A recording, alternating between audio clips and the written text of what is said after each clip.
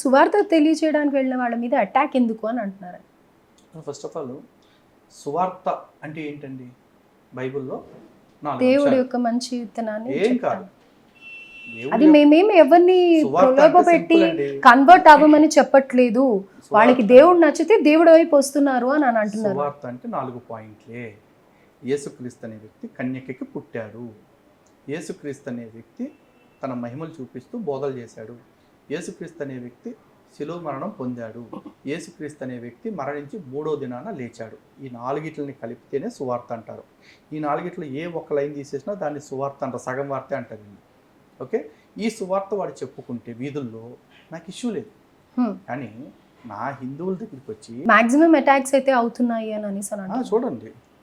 పుడితే వంశస్థుడు అవుతాడు. అసరథుడికి పుడితే వంశస్థుడు అవుతాడు. రాముడు, లక్ష్మణుడు, ఇంకా మిగిలిన ఇద్దరు తమ్ముళ్ళు వాళ్ళు అసలు ఈ వంశానికి పుట్టినోలే కాదు. భూతం వచ్చి పాయసం ఇస్తే పుట్టారు కాబట్టి వాళ్ళది సూర్యవంశం కానే కాదు. వీడు మరి నా రాముడు పుట్టకను అవమానిస్తున్నాడు. ఖాళీగా ఉన్న కన్యక కడుపు చేసిపోయి పుట్టించినోడు ఆ దేవుడిని అనుమానించట్లా. ఆ దేవుడి దెబ్బకి కన్యక పుట్టిన పుట్టుకనే అవమానించట్లా. మరి నా దేవుడిని అవమానిస్తున్నాడు. ఇదా సువార్త? బ్రహ్మ పని అయిపోయింది. బ్రహ్మ ఎంత నీచుడు, ఎంత భయంకరుడో అర్థమైంది. అరే మీ దేవుళ్ళకి మీకు సిగ్గు, లజ్జ, మానం, మర్యాద, నీతి, న్యాయం ఏముండదా? మీ దేవుళ్ళు తన్నండి వెళ్ళి, ఒరే బ్రహ్మ ఇదేం పండ్రని అడగండి వెళ్ళి. మరి ఖాళీగా ఉన్న కన్యక కడుపు చేసిపోయిన తంతాడాయుడు అక్కడ ఎక్కడ కూడా వాళ్ళు యేసుప్రభు గురించి ఎందుకు మాట్లాడట్లేదు? వీటి గురించి చెప్పుకోవడానికి ఏముందండి? ఆయన పుట్టాడు, తిరిగాడు, పోయాడు, మళ్ళీ లేచాడు, లేచి వెళ్ళిపోయాడు. ఇదే కదా. ఒకే సోది 1000 పేజీల్లో రాసుకున్నారు. 1000 పేజీలు గట్టిగా చదివితే 10 రోజులు చదువుతారు, లేకపోతే 20 రోజులు చదువుతారు, లేకపోతే గట్టిగా చదువుతారు 4 రోజులు చదువుతారు. 4 రోజులు చెప్పుకోవటానికి 4 రోజుల తర్వాత ఏం లేదుగా. అందుకని హిందూ గ్రంథాల గురించి పడతా ఉంటారు అనమాట. చాలా మంది పొడిద్దలు ఏమంటారంటే ఆకారాలు కనిపించిన తిన్నా ఏమీ అవదండి అని తినేయడం మొదలెట్టారంట. ఎక్స్ట్రీమ్ బ్యాచ్ అనమాట.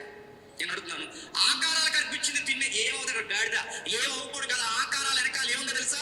చెప్పు. దెయ్యం ఉంది. విగ్రహాల వెనకాల ఆకారం అంటే ఓకే, విగ్రహాల వెనకాల దెయ్యం ఉందన్నాడు. సచ్చిలేసినోడిని కదండి దెయ్యం అంటారు. చక్కకాలాడే శవాన్ని పూజ చేసేవాడు ఒకడు, పెట్లో పడుకునే శవాన్ని పూజ చేసేవాడు ఇంకొకడు. వీళ్ళందరూ మత ప్రచారం పేరుతో మా దేవుళ్ళని అవమానిస్తూ ఉంటే మరి సువార్త పేరుతో వచ్చారంటారేంటి? మా దేవుళ్ళని అవమానించడానికి వచ్చిన వాళ్ళని కొడుతున్నారు. సువార్త పేరుతో వచ్చినోడిని కాదు.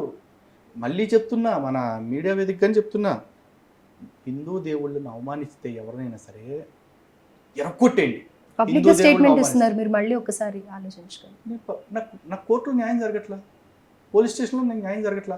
వాళ్ళు ఏమంటారు? మీరు కంప్లైంట్ ఇవ్వండి అంటారు.